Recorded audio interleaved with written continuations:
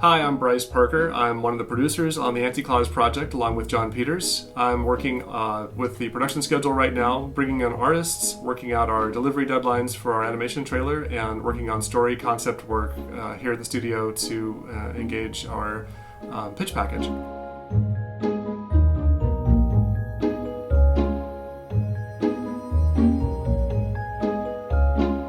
We were looking for a property that we could adapt and turn into a great feature film project, and we came across Auntie Claus, which is a family favorite of ours. John and I both have kids who are teenagers now. We've grown up with this book for the last 10 years.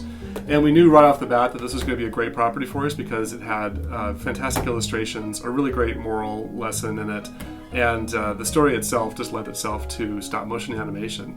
So we contacted the author, got in touch with her agent, went through the process of acquiring the rights to the book, and had a great experience with her. She's really jazzed about us taking on her book as an animation project. She always sort of saw Auntie Claus being animated and was really helpful with us in the process of working out the character designs and some of the story points. So the pitch itself is going to be a 1.5 minute animation test where we've taken the lead character from the story. Her name is Sophie. She's an 11-year-old, and we're modeling her out as a fully articulated stop motion puppet, and we're building an elevator set for one of the key moments in the book, which is where she's whisked off to the North Pole on her aunt's magic elevator.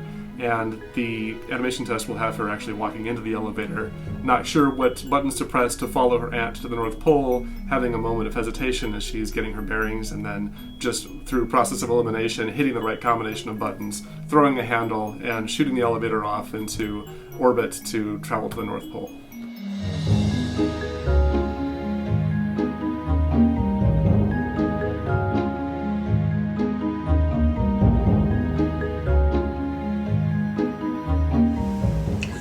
Just get in with a fine brush, right? We open this. We might not even need to lose the floor. So here you can see Sophie, and this is the actual hero puppet over here. The hair was done by Suzanne Moulton, who did the hair for Coraline.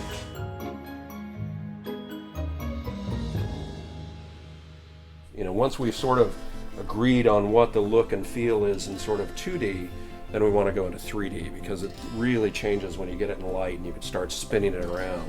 And so we're going from the 2D to the 3D, and then we go into the computer, we go into Maya, and then we RP it, and from there we cast and mold. Every word requires several face replacements just to get a word out. Yeah, the mouth is one piece that's printed, and then somebody had to go in and actually paint the tongue. And then the teeth have several coats of paints, including a gloss coat at the end. Your eyebrows are really raised up, and then you've got these where they're really down. So you've got these types of things. Mm-hmm. And you just, you can't really put those kinds of looks together at all.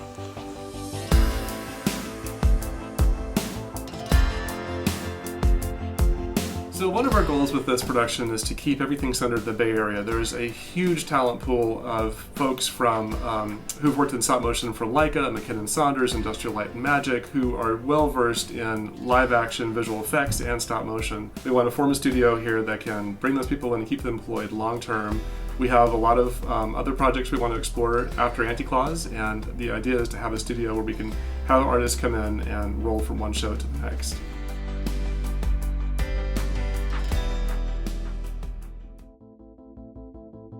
My name is Jeanette Vera, and I am a 3D modeler, a concept artist, editor, compositor, and cleanup.